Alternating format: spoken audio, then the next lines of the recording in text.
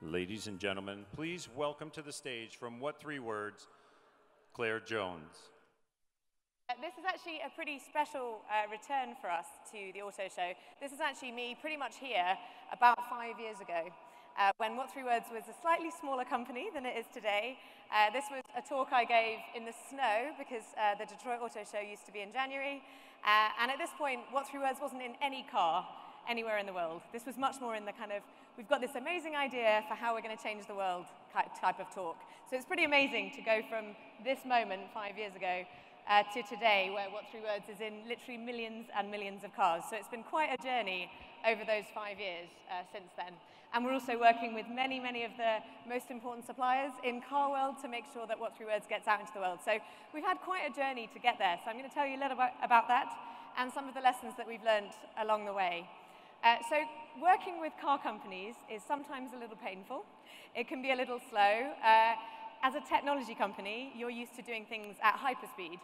And sometimes car companies are not quite on the same page. I remember one of the contracts we did with our first OEMs, one of the car companies asked us to fax the contract over. Now, I don't think I've ever even seen a fax machine. Like for me, I actually looked for a picture of a fax machine and I couldn't find one, so I put a keyboard, a typewriter. That's basically the equivalent for me.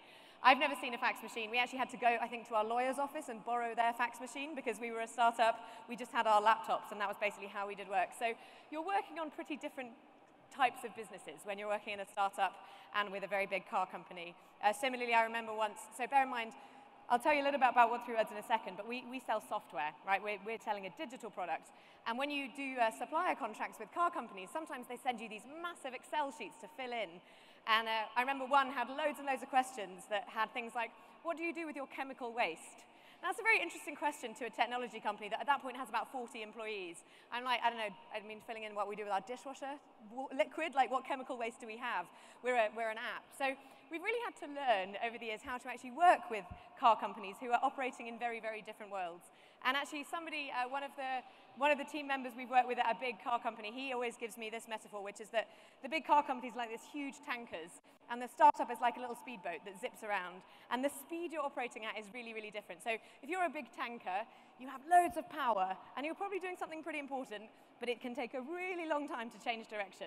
And the little startup speedboats, we can zip around the edge and we can change direction all the time. But what you're trying to do is align two entirely different ways of being. And when you work together, you can achieve amazing things. But you're trying to make these two different kind of cultures work together well.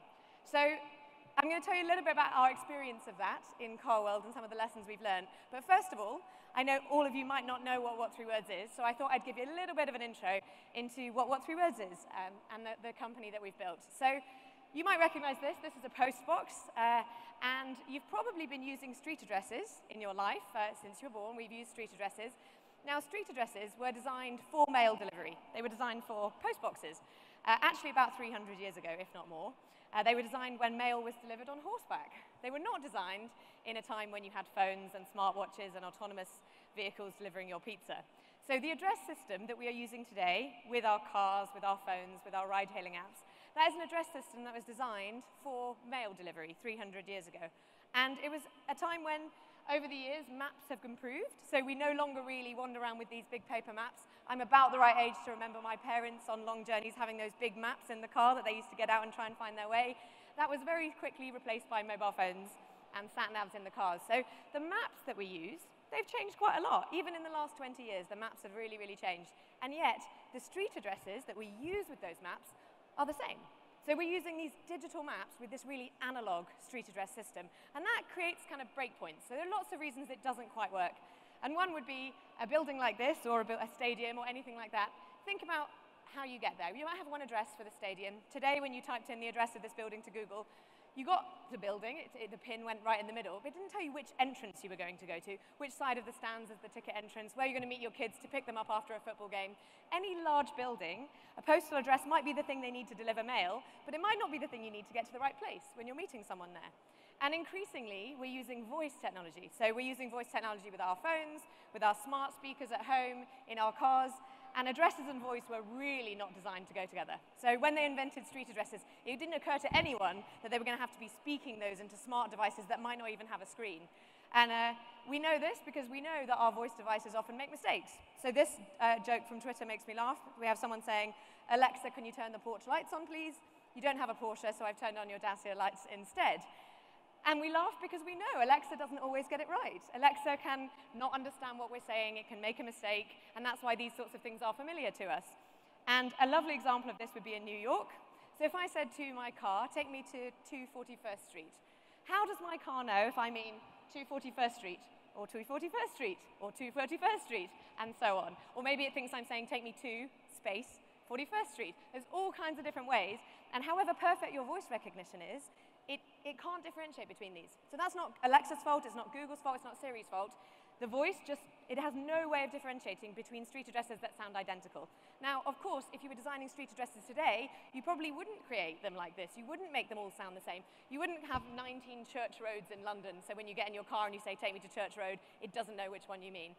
So you'd probably design street addresses a little differently. On TikTok, at the moment, there's a trend where Americans like to try and pronounce British street names. It's a very popular trend on TikTok because Americans do struggle a little with some of our streets. Now, this is a town in the UK, this is a place in the UK, and I know that you say it Worcestershire because I'm from the UK. If you're not from the UK, you'll be forgiven for saying this in various other ways, but you say it Worcestershire. Now, if you're programming your car to understand voice, how should you program it in? Should you program in Worcestershire and then potentially Worcestershire or Worcestershire or all the other ways you might guess that you would pronounce this? And then your car might not even understand you anyway because maybe you had a different accent and it didn't understand what you were saying. So wouldn't it be lovely if there was a simpler way to explain where you wanted to go? You didn't have to use these street addresses, which were designed for mail delivery, but you could tell your car, take me to that exact entrance over there or the parking spot the other side of the building. Now, there is a system that we can use. It's like this. This is GPS coordinates. So these GPS coordinates are ideal in lots of ways. So I can use a GPS coordinate to say, take me to that door instead of that door. Great. GPS coordinate can be really, really accurate. I could use it in the middle of a park. It doesn't need to have a building. I can use it anywhere. It's universal. It works the same everywhere in the world. The problem is, if I started saying to people, I'm having a dinner party, my door is at 24.71733 degrees north, etc., good luck anybody actually showing up at my door. So we wanted basically to take the power of this GPS coordinate and make it work for human beings. So take all of the accuracy of GPS coordinate, the fact that it's universal, it works the same, it can be anywhere in the world, it doesn't have to be a building, and make it work for human beings. So what we did is we took the entire planet, we divided it into a grid of 57 trillion squares. Each square is 3 meters by 3 meters. In your part of the world, that's 10 foot. Each square is really, really small, so it's like from here to the lectern there. And every single square has been labeled with an address made of 3 words from the dictionary. So if I say, meet me at Thread Strollers Bumble, that is a completely unique square, one of 57 trillion, that takes you to that exact spot in Germany. Our office in London is at Filled Count Soap. If you want to go to a beautiful waterfall in Mexico to go swimming, you can go to Pictured Pheasants Handball. So every square in the world has been pre-assigned an address made of 3 words from the dictionary. Now, we have an app and you can go and look up the addresses of your home. You've probably got a few, unless you live in a 3-meter house, you'll have a few you can choose from that will get you to your door. But that's the idea. So every square in the world has been given an address made of 3 words from the dictionary. And the way to understand it is that this is really just like a GPS coordinate. My slides are stuck. There we go. So it's really just like a GPS coordinate. So instead of that long, complex string of numbers, I can simply say into towers sensors. Now, when I say that to a machine, the machine actually is going to understand it as a GPS coordinate and use it on a map. But for a human, it's a human-friendly way of talking about a location, any location, anywhere in the world. So we have an app, and you can just go and download it and use it right now and look up the 3-word address of your house. But use it just like a normal address. So this is actually my old flat in London. There's one entrance for my pizza deliveries, Walk Zest Beans. That's where I went into my pizza, which was the front door that got you into my flat. But there's also an entrance into the parking garage. So when I moved in and I needed furniture being delivered, I actually wanted them to come in through the parking garage and up in the elevator. So in that case, I said, come to Talent Urban Smile. So use it just like a normal address. When someone says, hey, where's the meeting? You can give them a 3-word address, just like a normal address. And we haven't just done this in English. So we've done the world in 52 languages so far. It's going up all the time. I remember when it was 5. We're now at 52 languages. So every square in the world has, on the landmass of the whole world, has an address in all of these languages. So if you speak French, you can use French 3-word addresses everywhere you go. If you're a Japanese tourist visiting London, you can use Japanese 3-word addresses when you're visiting London. So that's the idea, and that's how it works. So you can use this in all kinds of ways. One way might be to make deliveries, and that could be deliveries by humans. So we use a lot for things like pizza delivery or package delivery for telling people where your door is. Equally, it could be a drone delivery. So in the UK, we have Royal Mail, which is our postal system. Their first ever drone delivery to a customer was done using What 3 Words. So this was the 3-word address in Scotland of this lady who ordered a package, and it was delivered by drone to that exact 3 metre by 3 metre square outside of her lighthouse in Scotland. So it's used just like a normal address for anything you'd use a normal address for. It's also used a lot in emergencies. So we see What 3 Words being used on emergency calls, because imagine if you've broken down in the middle of a highway and you can't explain where you are to the pickups people or the emergency services. Wouldn't it be helpful if you had a really, really simple way to do that? So What 3 Words is used by emergency services all over the world, actually including lots in the US. One of my favorites, the LA Fire Department. They've really become champions for What 3 Words since they started using it last year, and they use What 3 Words in rescue. So if you go hiking and you break your leg, we've seen a lot of this with the LA Fire Department, they can use What 3 Words to find you. In all kinds of other ways too in the US, so this one is one I'm really enjoying lately. If you look up the Hollywood Walk of Fame, they've got the 3-word addresses for where those stars are. How else would you explain exactly where that star was for Adam Sandler on the Walk of Fame? Equally, this is the LA Coliseum. So I talked about big buildings. On the LA Coliseum, on their website, they've very helpfully told you the 3-word address of all the different things you might need. If you want the ticket office, it's got one 3-word address. If you want gate 29, it's got another. So we're seeing this all over the place, increasingly so in the US, which is really, really exciting. And of course, we're at a car show. It's also built now into millions of cars. So when I did that speech 5 years ago at this exact show in January, we were in no cars. No one had ever used What 3 Words in a car before. They couldn't. We're now in millions and millions of cars. Mercedes was the first. So Mercedes put this into every single one of their cars a few years ago.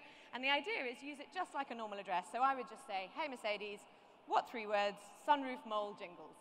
I can also type it, but I prefer to speak it. Sunroof mole jingles. And I know with confidence, because that is a unique square, so it's one of 57 trillion totally unique squares, I'm going to show up at that exact location. Sunroof mole jingles. That's 3 metre square, unique in the world, and I will show up there in my car. So we're built into lots and lots of different cars now. If you drive a Lamborghini, if you're lucky enough to drive a Lamborghini, you'd be able to use What 3 Words in your Lamborghini Huracan. Mitsubishi Motors was one of our recent announcements, as was Subaru out here in the US. So you can go and have a chat to the team upstairs from Subaru. They've got What 3 Words in the cars. So it's really, really exciting to see so much adoption of What 3 Words. And it's not just been the car companies themselves. We've built relationships with mapping companies like Here Maps and TomTom and Mapbox. So What 3 Words is now becoming a standard in auto world. So we're now in millions of cars on the road and millions more coming. So there are quite a lot more announcements coming in the next couple of years as cars roll off the production line. What 3 Words is now becoming a standard feature in car navigation. But thinking about the lessons we've learned over the years of coming through that, so back to that idea that the OEMs are the big tankers and the startups are these little speedboats. What are some of the lessons that we've learned over the years? Well, quite a few. Number one is that you have to find your champions. So when we started this, we were a tiny company who really had no idea how to work with car companies at all. When we first started working with car companies, there were probably 15 of us in the whole team at What 3 Words. And we were showing up in places like Detroit, working out as we went. And basically what we found was that there will always be people, however big the company is, who believe in the future. There will be people in the engineering teams, there will be people in the navigation teams, there'll be someone whose job is to make the voice experience amazing. And they will care really deeply about creating amazing customer experiences, and they're your champions. They're the ones that will believe in you, and they're the ones that are willing to go to their bosses and say, you may never have heard of this thing, but I believe in the future people are going to get in their car and say, take me to Apple Banana Spoon. That sounds a little crazy, right? You can imagine these engineers who have to take a risk. They have to go to their team and say, you've never heard of this, but this is coming. Now, it's much less of a risk these days. This is what 3 Words is in so many cars. But in the early days, those were, we called them our champions. They were the people that basically brought us into their organizations. And they were the people that introduced us to the execs. So when Dieter Zetscher, who was the CEO of Mercedes then, when they put it in, when he got excited about What 3 Words, that was because his engineers and his navigation team had been excited, because they brought it to him and they said, this is something we really, really believe in. So one thing, if you're a startup working with a big company, find your champions, find those people and let them believe in you and take you forward in the OEM. Equally, if you're an OEM, support these people. These are the people that bring you amazing pieces of technology. They take risks, they try new things. They're usually working really late into the night on different time zones. Find them and support them and help them, because they're the ones that bring you new innovation. You can probably tell from the pace of my talking, I'm not the most patient person in the world. And as a small company working with the big ones, we've really had to learn patience. So I remember one of my first calls, probably in 2015, with a car company, and they were like, this is great, we think this is amazing, we're probably going to put it in the next production schedule. And I was like, great. Is that a couple of weeks? Because for us, we're talking about when we're doing product fixes, we're like, cool, we'll get that done in the next update. That's probably July, great, done. And they were like, no, we're thinking like 2021. This is like 2050. And like for me, I'm like, but I don't even understand what the world will look like in 2021. I can't even imagine having that level of production planning. But that's what car companies do. And so for us, although sometimes we've been able to get ahead and we've been able to find some way of doing an over-the-air update or getting outside those production schedules, we actually also had to learn sometimes it's going to take 5 years. Sometimes you're going to meet someone and they're going to love it, and 5 years later it will hit the road. Now the good thing is, we're now 5 years past that point, so loads of the cars that we've been working on for 5 years are hitting the road. But that was a really important thing for me, was that you've just got to learn patience. It's going to take time, and you've got to take a breath and accept that these big tankers are not going to move at the speed of startups. It's getting better. We know more digital stuff is coming, and these timelines are improving, but it's not going to be as quick and as speedy as you would expect in a startup. The other one is find the voice of the consumer. So this picture is from a Jaguar Land Rover car. So if you get in a Jaguar or a Land Rover, it's got what 3 words in these days. One of my favorites. It's a British car company, so it's always exciting to have them out there in the world. But one of the best moments for me was not when we did the press announcement, and it wasn't the beautiful videos, and it wasn't all the great articles. It was actually the people on Twitter discovering what 3 words as a feature when they got it over the air. So when Land Rover put it in, they didn't do a press announcement in advance, they did it as a surprise. And the joy on Twitter of just everyday people who were driving Land Rovers who were like, my car has what 3 words? That was a really special moment for me, because that was the moment where you really understand that this is not the future anymore. This is now here. We're now at the point when a big car company does this update, people are incredibly excited to go and download it and use it in their car. So finding the voice of those consumers who are excited and amplifying it really matters. And then finally, big learning here for me is that you should collaborate. We're now working with many of the suppliers to OEMs, and we've actually learned that it's much quicker to go through an existing supplier. Instead of setting yourself up and going through a 4-year cycle of procurement with a car company, partner. So now we have loads and loads of OEM partners that help us, so for example, mapping companies and voice companies, and we now do a lot of our deals and our contracts through them, which has been a really effective way of kind of scaling our operation as we grow. And just to kind of finish off on this, what 3 words is used in cars, it's used in deliveries and all kinds of things, but there are some pretty amazing moments like this. So this was about just over a year ago. Somebody tweeted, we woke up to this tweet at 6 a.m. Amazing how many lives what 3 words has saved over the past week.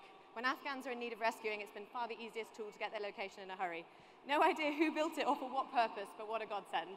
And this is a really special moment, because we had no idea, Joe, actually none of us know Joe, we didn't know he was using it, we didn't know the teams were using it in the Afghan rescues. We've heard since how much it was used, but this is really special because this technology, once it's out there in the world, once people are using it, it takes on a life of its own. And we hear stories like this all the time. Every day, there'll be someone telling us what 3 words saved their life, or they use it to deliver medicine, or they use it to get a pizza that wasn't cold. There's all kinds of ways that it gets used, and these are really special moments that we get to see with what 3 words these days.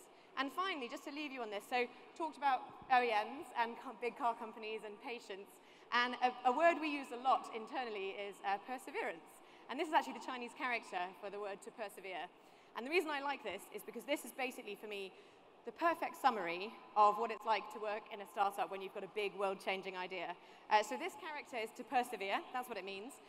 This bit, it's made up of 3 other characters. So this bit at the top represents strength and metal, so it's a knife. So this represents strength and metal, which is what you need. You're going to take a big idea out there and try and change the world, you need strength. So this represents strength and a knife. The little bit in the middle that looks like a little line, that represents blood and sweat, which anyone who's worked in a startup or with startups knows it's all about blood and sweat and tears and putting in the hours. But by far the biggest part of the character, so this bit, the whole rest of the character is made up of this character, which represents heart and spirit and passion.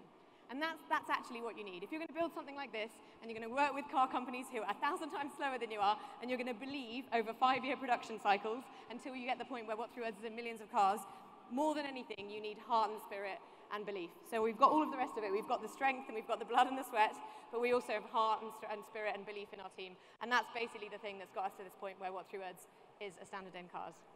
Thank you so much.